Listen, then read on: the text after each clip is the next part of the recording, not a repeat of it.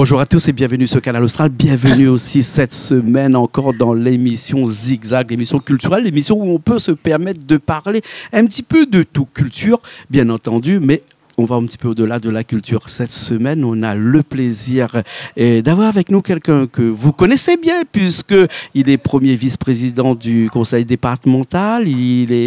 S'est présenté maire aussi de Saint-André lors de ses dernières élections. Et puis surtout, il est le fils de quelqu'un que vous saurez dans un instant, parce que je garde la surprise dans un instant. On a le plaisir d'avoir avec nous monsieur Jean-Marie Virapollet. Bonsoir. Bonsoir Jean-Claude. Merci beaucoup d'avoir accepté l'invitation. Merci de m'avoir invité surtout. C'est un plaisir, c'est un plaisir.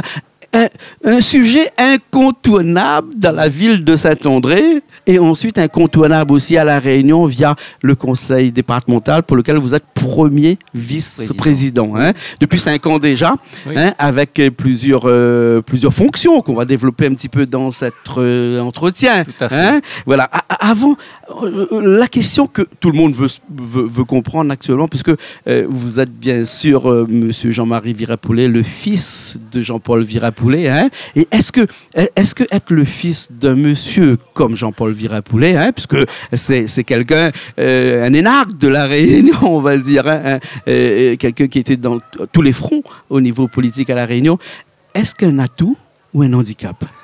D'abord, c'est une fierté. C'est une fierté d'avoir un père qui a bâti La Réunion. On l'aime pas, mais qui a contribué à défendre et à développer notre île et à défendre son statut de département français. Et Dieu sait que c'est important. Et c'est d'abord ça. Après, je vais vous dire, on ne construit pas sa vie politique sur un nom. Surtout pas. Surtout pas. On construit un prénom. Et ça prend du temps. Oui. Et le fait de s'appeler Virapollet, c'est plus un handicap à terme qu'un avantage. Ça a d'ailleurs été un argument de campagne, la dynastie, qui a certainement contribué aux résultats qu'on connaît, mais qu'on accepte totalement. Donc, il prend plus de temps qu'on porte un nom connu pour réussir en politique. Et la construction d'un prénom, eh bien, ça se fait petit lent, et nous va avancer, et nous va réussir. Et j'ai confiance. Et ça fait 25 ans aujourd'hui que je suis dans le milieu politique. Je suis connu, je suis reconnu, mais cette reconnaissance va progresser dans le temps. Bien sûr. En tout cas, je l'espère. Vous avez 51 ans actuellement, vous avez du temps, hein, comme on dirait quelqu'un, là, Charles Aznavour, hein, le temps, vous avez du temps devant vous. Alors, la question que j'aimerais vous poser, c'est-à-dire que depuis petit, vous êtes noyé dans la politique, hein, c'est-à-dire que vous avez été bercé jusqu'à petit dans la politique, c'est-à-dire c'est à la limite gravé dans votre ADN. Hein, mais vous avez décidé à un moment donné de peut-être pas suivre ce milieu-là et puis de suivre un autre milieu professionnel que les gens de Saint-André connaissent et les autres non, c'est la médecine. Hein? Alors d'abord parce que la politique, c'est pas un métier, c'est une fonction qui dépend de la volonté du peuple. Mais pour avoir gagné son pain, il faut avoir un travail. Bien sûr. Et il faut aller travailler, il faut aller faire des études. C'est ce que j'ai fait. Je raconte en quelques mots mon parcours de vie, parce que c'est une émission particulière où on rentre un peu dans l'intimité. Exactement. Et je vais essayer de me livrer pour une première fois, parce que c'est une première pour moi, ce type d'émission. En fait, je m'appelle Jean-Marie, pourquoi ? Parce que j'ai été conçu en Bretagne. C'est une première que j'annonce aujourd'hui. Mon père était conseiller de gestion et d'économie rurale. Il a commencé sa carrière à la Chambre d'agriculture de La Réunion. Mais avant, il a participé à son diplôme et fait son stage dans l'endroit où ça avait l'agriculture, où l'agriculture était développée, c'est-à-dire en Bretagne. Et d'ailleurs, pour la petite histoire, à l'époque, les gens ils voyaient d'un mauvais œil des personnes de couleur noire. Et il raconte à Zot une histoire comme quoi il tombe dans la marée noire et que voilà, sa main est blanc et le ailleurs est noir, on a des trois la tombe dedans. Jean-Paul Virapollet, oui, c'est Jean-Paul en action. Bon. Oui. Et c'est une histoire vraie. Hein. Et je l'étais conçu en Bretagne, d'où Jean-Marie, parce que c'est un prénom breton. D'ailleurs, maintenant qu'on la marque, parce qu'ici, on a un signe. Ah ouais. C'est le signe de l'avion. Un envie, comme vous dites ça. Un envie. Un envie. Un envie, parce que ma maman, tu veux rentrer. Et du coup, là, maintenant, l'avion, mais il était bien placé. Il ne gêne pas. Il est bien placé où ça y est. Voilà. Ensuite, je suis un Saint-Andréen. Je suis né à la clinique Lamarck. Histoire pour rire, en tout cas destin. Mais elle est née à 2 pas de mon épouse. Mon épouse est ma voisine, en quelque sorte. Elle m'avait presque vu sur sa chambre. Ah oui. Et oui, à la clinique Lamarck, puisque mon épouse est de Saint-Denis. Et après, m'a fait mes études à Saint-André, puis au lycée de Saint-Benoît, puisqu'à l'époque, il n'y avait pas encore de lycée à Saint-André. J'ai connu cette époque-là aussi. Il y avait Saint-Benoît et Saint-Denis. Il y avait Saint-Benoît et Saint-Denis. Après, nous avions eu 2 lycées d'enseignement général et le lycée Jean Perrin d'enseignement technique. J'ai poursuivi mes études de médecine dans le nord de la France. J'étais un ch'ti aussi. J'étais breton d'origine, Saint-Andréen de souche et ch'ti pour mes études. Et j'ai passé un bon moment là-bas. Et puis, je suis revenu à Saint-André. Et effectivement, comme j'ai toujours baigné dans le milieu politique, ça fait naître en moi une passion. Soit il fait un rejet, soit il crée la passion. Mais chez moi, il a créé la passion. Voilà. Crée la passion. Et puis, de fil en aiguille, j'ai fait mon chemin. J'ai fait mon chemin à la fois professionnel avant tout. Je suis installé depuis 1998 à Saint-André. Ça fait un bail. Hein. J'ai connu 2 générations, même 3 générations.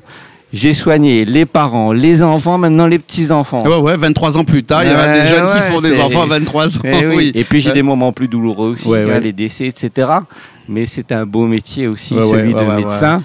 Et puis j'ai suivi ma carrière politique en tant que militant d'abord, et puis j'ai poursuivi en tant qu'élu, et de pas à pas, j'ai gravi des échelons.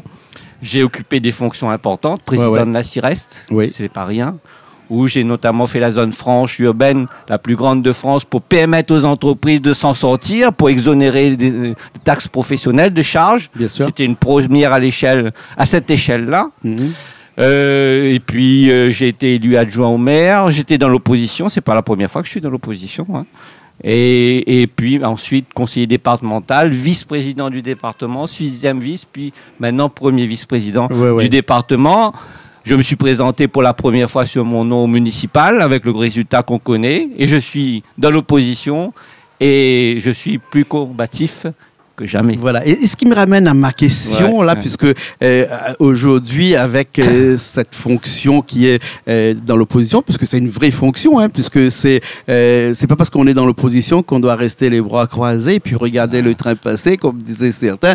Hein, donc, il y a vraiment un travail à faire dans l'opposition. Qu'est-ce que Jean-Marie Virapoulet compte faire dans cette opposition saint-andréenne? D'abord, c'est pas une première pour moi. Lorsque, en 2008, l'ex-maire a été élu, et que Jean-Paul Virapoulet n'a malheureusement pas emporté, c'est moi qui ai assuré le leadership de l'opposition de 2008 à 2014. Thibault le flambeau. Thibault le flambeau qui a conduit d'ailleurs qui m'a conduit à rendre inéligible le maire sortant sur son compte de campagne. Ce qui a contribué à notre retour. Ce n'est pas le seul élément, c'est que les gens ne voulaient plus de l'ancienne majorité, mais ça a contribué, ça a donné du courage à Jean-Paul Virapoulet qui, après de 70 ans, se disait « mais ma carrière est derrière moi », à revenir. Et avec le résultat qu'on connaît. Effectivement. Donc l'opposition, pour moi, c'est quelque chose qu'il ne faut pas prendre négativement, c'est positif. C'est une fonction que je considère véritablement. Je ne dirais pas que j'affectionne, mais que j'apprécie vraiment. Bien sûr. On a un vrai rôle dans l'opposition. Et donc, c'est une redite. Eh bien, je prends cette fonction à cœur, véritablement à cœur. Mais quand même un rôle dans l'opposition qui compte énormément, puisque dans les dernières élections, M. Bédier, par exemple, qui avait fait 52,17%, et Jean-Marie Virapoulet, 47,83%. C'était juste à la limite, c'était presque du 50-50, là, hein, si on compte bien. Donc, ça veut dire une opposition qui est vraiment combative, une opposition qui est vraie, là. Pas n'importe quelle opposition, une opposition forte, et vous l'avez justement souligné, ce sont 2 blocs qui s'affrontent. 52-48, un peu plus de 800 voix d'écart, 9813 personnes qui m'ont accordé leur confiance pour une première pour Jean-Marie. Alors c'est sûr, nous aurions préféré gagner, nous pensions que nous l'avons gagné, c'est une réalité, mais aujourd'hui c'est une opposition forte, 9813 voix, près de 48% des voix, ces gens-là attendent de nous. Et au-delà, parce que je ne représente pas que ces personnes-là, je représente l'opposition. Donc, tous les Saint-Andréens et toutes les Saint-Andréennes. Et ils attendent de moi que je sois vigilant et que je joue mon rôle d'alerte et que je résiste quand il faut résister. En tout D'accord. cas, c'est ma conception de l'opposition. Je l'ai fait de 2008 à 2014 et je le ferai de 2020 à 2026. Et justement, pour 2026, l'opposition, c'est un vrai tremplin pour 2026. Madio, franchement, on est en train de réfléchir à ça avant cette émission-là. Vous savez, 6 ans, c'est long. Oui. 6 ans, c'est long. Nous ne connaissons pas que ça va se passer dans 6 ans. Déjà sur ma santé, sur la santé de mon équipe. Mais nous sommes prêts. Nous tenons le flambeau. Nous résistons. Et notre slogan, c'est « Nous tiens beau, nous largue pas ». Ouais. Mais le matin, je ne me réveille pas en me rasant, en me disant « mais il sera mieux en 2026 ». Non, je cherche à me rendre utile là où je suis.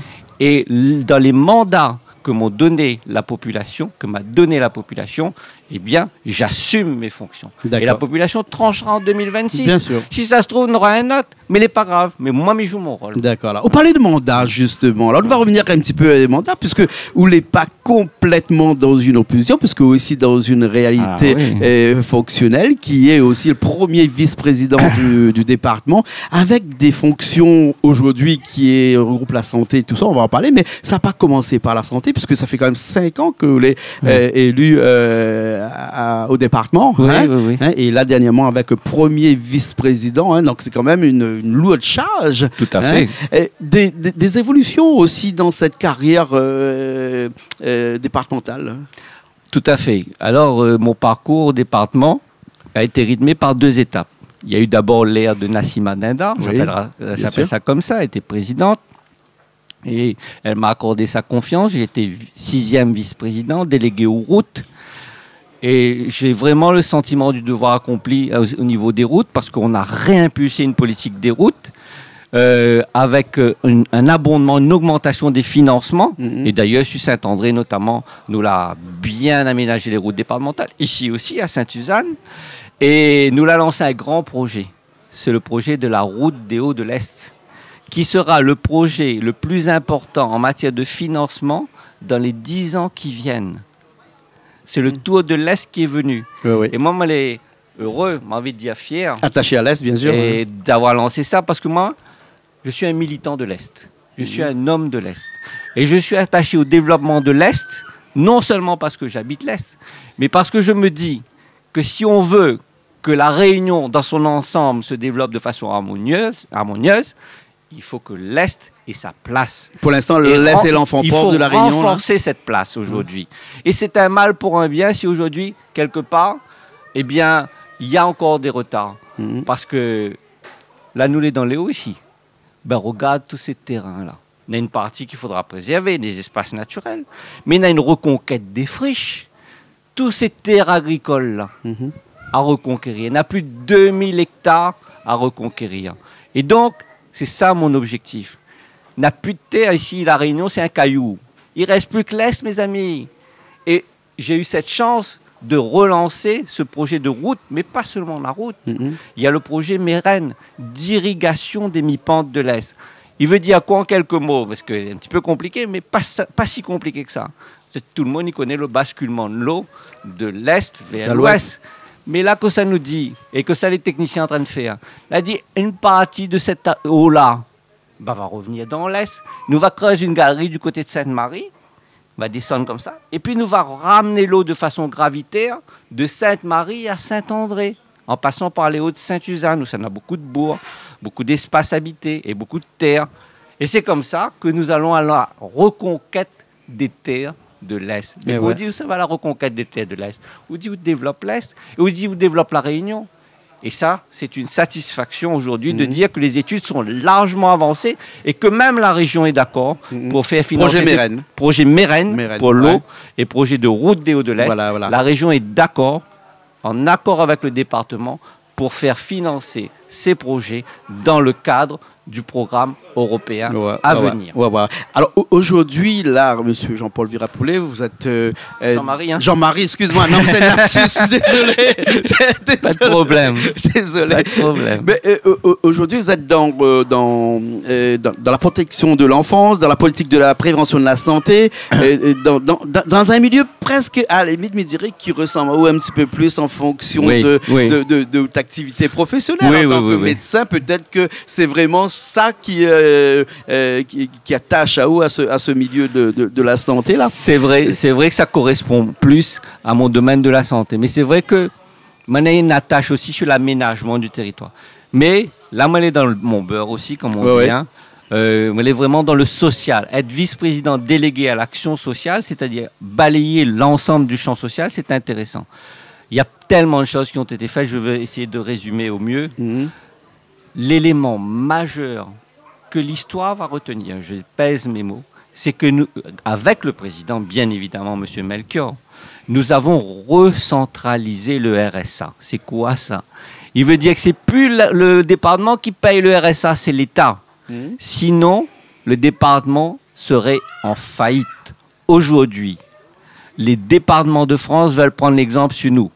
Et si pendant la crise Covid, il y avait des paniers fraîcheurs pour les grands mondes dans toute la Réunion, là, c'est parce que nous avons préservé cet argent avec la recentralisation du RSA pour aider les plus vulnérables. Et si aujourd'hui, il lance le pass bien-être, le monde commence à connaître que c'est le pass bien-être. C'est qu'un chèque de 10 € pour permettre à vous notamment d'aller chez le coiffeur, chez l'esthéticien, même pour aller dans le domaine sportif, adhérer au club sportif demain, lorsque vous êtes en conditions sociales modestes, notamment les bénéficiaires du RSA, et ceux qui sont donc ont des petites retraites, si nous avons l'argent pour faire ça, pour être les plus pauvres, pour faire le chèque alimentaire, nous avons lancé le CAPA là, dans la situation de la crise Covid, c'est parce que nous l'avons recentralisé le RSA. C'est pour ça, ça me tient à cœur.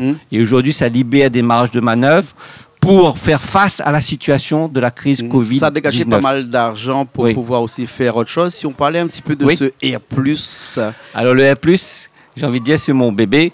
Et M. Melchior m'a accordé sa confiance là-dessus, je le remercie. C'est quand même un excellent président qui a donné confiance à ses vice-présidents. C'est comme ça qu'on a avancé. Le R+, c'est quoi? Le R+, c'est dire où les bénéficiaires du RSA, on a plus de 100 000 familles bénéficiaires du RSA à La Réunion. Aujourd'hui, on en a une protection sociale. Demain matin, il dit viens travailler. Mais moi, il est intelligent comme le bénéficiaire du RSA, mais il calcule, moi. Si je paie ma protection pour travailler à mi-temps, pour un CDD de 3 mois, pour retomber dans la précarité, il ne vaut pas la peine. Et c'est comme ça que l'idée m'est venue. De dire, vous conservez votre droit à l'allocation. C'est le département qui paye votre allocation, cette fois-ci, dans le cadre du EA+. Vous conservez votre CMU et vous cumulez avec votre revenu du travail ou de la formation. C'est une première à l'échelle de l'île, ça. De l'île nationale. Et l'État l'a autorisé à nous à lancer ça. Nous avons près de 1000 contrats et à plus qui ont été signés en l'espace de quelques mois aujourd'hui. Ils commencent à béquer comme dit Créole. Ça commence à avancer. Et je suis content et j'espère que ça va suivre son cours. Parce que l'objectif pour nous, c'est que les publics qui sont éloignés du domaine de l'emploi, qui vivent des allocations, ils vivent demain le fruit de leur travail, mais ne coupent pas l'allocation. En tout cas pendant un long temps, pour redonner à notre confiance et pour conserver, améliorer notre pouvoir d'achat. Voilà l'objectif. Effectivement, c'est un projet qui est d'une grande envergure, un projet qui est très important pour la Réunion. Dommage qu'il y ait encore énormément de gens qui ne sont pas au courant, mais là, avec les explications et avec Canal Austral aussi qui a communiqué énormément là-dessus, je pense qu'aujourd'hui, beaucoup de gens connaissent le EA+, et veulent en savoir un petit peu plus. Donc, du coup, il y a un site du département sur lequel on peut expliquer tout ça. Tout à fait. Je tiens une seconde dire que la campagne de communication a démarré depuis un certain temps et va se poursuivre probablement sur Canal Austral, d'autres chaînes, pour justement aller plus au fond des choses, comprendre, et ne pas obliger de plus. Si vous voulez rester ça, reste. Mais si vous voulez rentrer dans le bain de l'insertion professionnelle, du travail, on vient aussi grâce au EA+. En tout cas, on était content de vous avoir aujourd'hui avec nous, Monsieur Jean-Marie Virapoulet. Mais on va changer un petit peu de sujet, puisqu'on a parlé de vous, on a parlé de la mairie de Saint-André, on a parlé du département. On va aller un petit peu plus au niveau national avec le sujet du moment, qui est bien entendu, comme tout le monde connaît, cette crise sanitaire et ce Covid-19 qui nous tient, qui ne nous lâche pas. heureusement, on a une petite éclaircie qui commence, on commence à voir le bout du tunnel avec ce vaccin qui vient d'arriver là, avec toute une polémique aussi sur ce vaccin, puisqu'on a des gens qui sont pour et des gens qui sont contre. On estime, avec les dernières statistiques, qu'il y a à peu près 60% de personnes qui sont pour et 40% encore qui sont contre. Quel est le rôle d'un médecin qui est Jean-Marie Virapollet dans cette affaire-là, pour ou contre? Alors mon rôle, c'est d'informer au mieux l'ensemble des patients et des personnes qui me sollicitent. Et pour informer au mieux, je dois m'informer moi-même. Aujourd'hui, ce qui est un petit peu dommage, c'est que les autorités, mais ça va venir, n'ont pas encore informé de façon élargie les médecins généralistes que nous sommes, qui sommes en première ligne et qui sont en contact avec la population. Mais comme je dis, ça va venir. Ça ne m'a pas empêché de m'informer. Je voulais dire à la population, il ne faut pas avoir peur, il faut se renseigner, s'informer. Et une fois que vous êtes éclairé, vous prendrez en toute conscience votre décision. Et on est là pour ça. Ouais. Vous savez combien de personnes ont fait une vaccination dans le monde? Je disais encore 4,8 millions de personnes, notamment en Chine, aux États-Unis, en Angleterre. Donc, Nana le recul quand même. On ne peut pas dire nous sommes des cobayes, non, pas vrai ça. Nana le recul. Donc pour le vaccin alors. Et il y a effectivement, ce vaccin a été fait rapidement, mais jamais dans le monde l'a mis autant de moyens dans la recherche, parce qu'aujourd'hui c'est le monde qui est en danger. Près de 2 millions de personnes sont mortes de la Covid-19. 80 millions, mais il me donne quelques chiffres parce que je m'a renseigné pour justement informer la population, plus de 80 millions de personnes ont été atteintes de la Covid-19. C'est un véritable fléau que l'a changé nos vies, que l'a bouleversé nos vies, que l'a détruit le tissu économique, notamment au niveau national, et ici aussi à La Réunion avec les périodes de confinement. Il nous faut réagir de façon raisonnée et réfléchie. Pour moi, en mon âme et conscience, au vu des éléments que j'ai, qui méritent encore d'être renforcés et clarifiés, nous avons une arme contre la Covid-19 qu'il faudra utiliser. D'accord. En tout cas, merci. Sur ce sujet-là, on va finir l'émission, puisque bon, ça, on pourrait en discuter comme ça pendant longtemps, hein, puisque vous êtes, comme on dirait, un puissant fin. C'est-à-dire que c'est vrai que quand on fait de la politique comme ça, il faut avoir quand même une certaine culture générale très élargie. Hein, et ça passe par de l'information, par des renseignements qu'il faut prendre tous les jours. Hein. On va rester sur une note un petit peu plus glamour, on va dire, mais quand même avec un décès, hein, un décès cette semaine d'un grand de la couture, Pierre Cardin, qui nous a quittés cette semaine, et qui disait qu'il était le socialiste de la mode, c'est-à-dire qu'il était pour les riches, pour les pauvres, il habillait tout le monde. Est-ce que quand on est un politicien comme Jean-Marie Virapollet, on habille tout le monde aussi de sa science politique? Bien sûr, on est l'élu de toute la population. Et Pierre Cardin est un exemple, parce que vous savez, il avait les moyens de vivre. Et il s'est battu pour avoir ces moyens. Il a réussi à la force de son poignet. Mais il pensait aux plus petits, aux plus pauvres. Je ne me comparerai pas à ce grand homme. Mais ce que je veux dire, c'est qu'on fait la politique, c'est pour les autres. On se sacrifie pour les autres.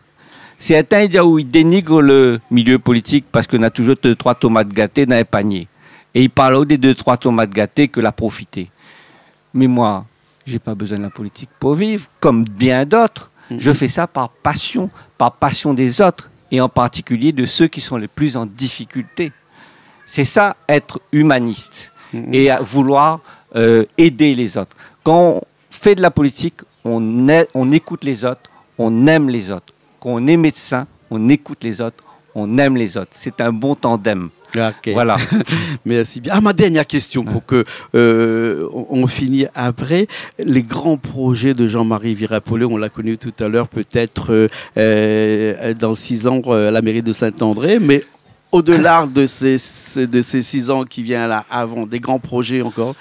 Je persiste et signe.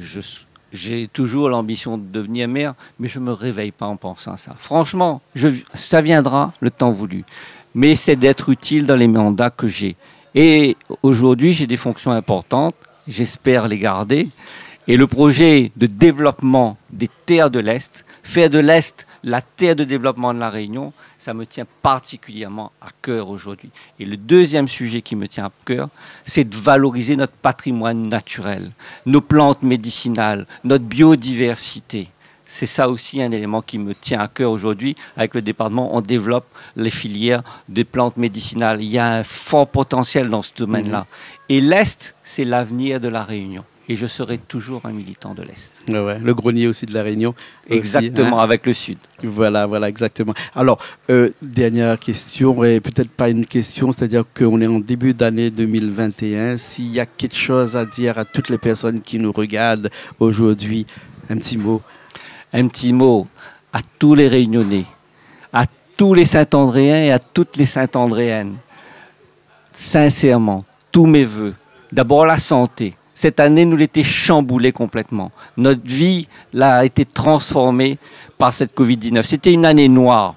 Eh bien, j'espère que la lumière va rentrer dans nos foyers et qu'enfin, on va pouvoir juguler cette maladie, on va être libéré de la Covid-19 et on pourra revivre normalement et l'activité va reprendre normalement.